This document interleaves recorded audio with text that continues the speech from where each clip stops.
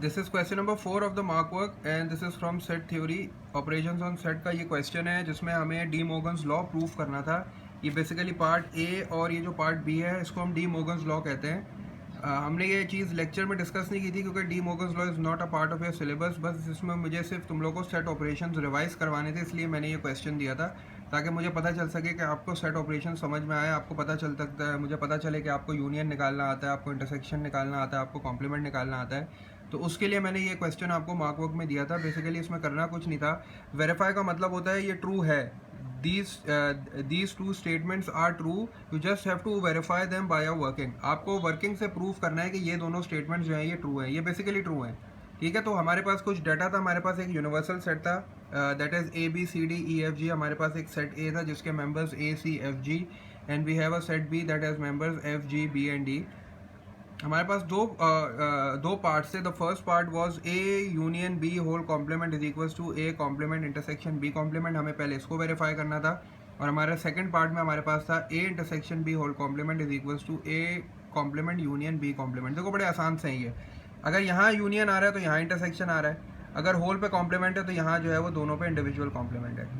अगर यहाँ इंटरसेक्शन आ रहा है तो यहाँ यूनियन आ रहा है। अगर होल पे कॉम्प्लीमेंट है तो यहाँ दोनों पे अलग अलग कॉम्प्लीमेंट है। तो बड़ा आसान सा डी मोगन्स लॉ है। अब इसको प्रूफ करके देखते हैं कि क्या ये वेरीफाई हो रहा है, क्या ये स्टेटमेंट ट्रू है कि नहीं। उसके लिए हमने इस क्वेश्चन को डिवाइड किया। फर्स्ट पार्ट हमने लिया, इसमें हमारे पास एक लेफ्ट हैंड साइड है और हमारे पास एक राइट हैंड साइड है। पहले हम लेफ्ट हैंड साइड की वर्किंग करके एक अपना आंसर लेके आएंगे और फिर हम राइट हैंड साइड की वर्किंग करके अपना एक आंसर लेके आएंगे और फिर हम देखेंगे कि दोनों आंसर्स जो है वो हमारे इक्वल हैं कि नहीं है। अगर इक्वल है तो इसका मतलब ये चीज़ वेरीफाई हो रही है। So first we are going with the part 1 left hand side, that is A union B whole complement. A union B means I have to combine the element of A and B such that no element should be left out and no element should be repeated. A has A C F G and B has F G B D. F G is repeating, so I will write it once and then A B C D as it is. So A union B means A B C D F G. A B C D F G. ठीक है, अब मुझे F G दो बार नहीं लिखना है क्योंकि मुझे पता है कि वो सेट में रिपीटेशन नहीं होती। तो ए यूनियन बी के जो मेंबर्स आ गए वो A B C D F G आ गए। अब मुझे जो नेक्स्ट टास्क है वो है A union B whole complement. Whole complement का मतलब होता है I have to subtract it from the universal.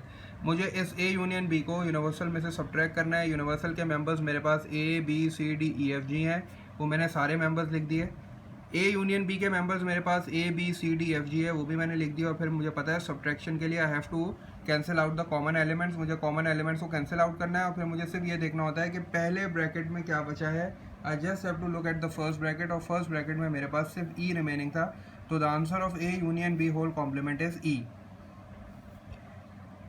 अब मैं आता हूँ राइट हैंड साइड पे। The right hand side is A complement intersection B complement. इसके लिए मुझे पहले ए इंटरसेक्शन मुझे ए कॉम्प्लीमेंट निकालना पड़ेगा। ए कॉम्प्लीमेंट का मतलब है यू माइनस ए। उसके लिए मुझे दोबारा यूनिवर्सल के सारे मेंबर्स लिखने पड़ेंगे और फिर माइनस का साइन और फिर ए के मेंबर्स लिखे। Just cancel out the common elements. Common elements जो हैं वो मेरे पास ए है, सी है, एफ है और जी है, जो मैंने कैंसिल आउट कर दिए।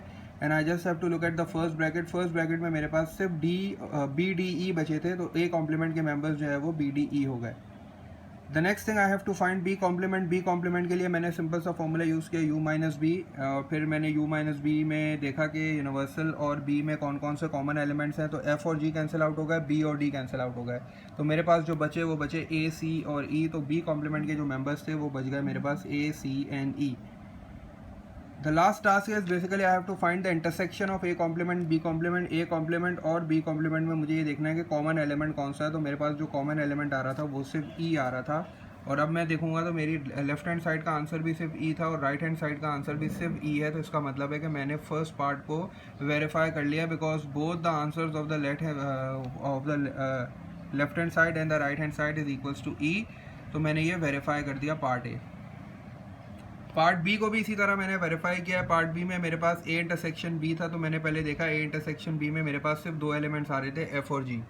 ए इंटरसेक्शन बी का मतलब होता है what are the common elements between A and B. तो कॉमन एलिमेंट्स मेरे पास एफ और जी हैं, तो मैंने कॉमन एलिमेंट्स एफ और जी लिख दिए।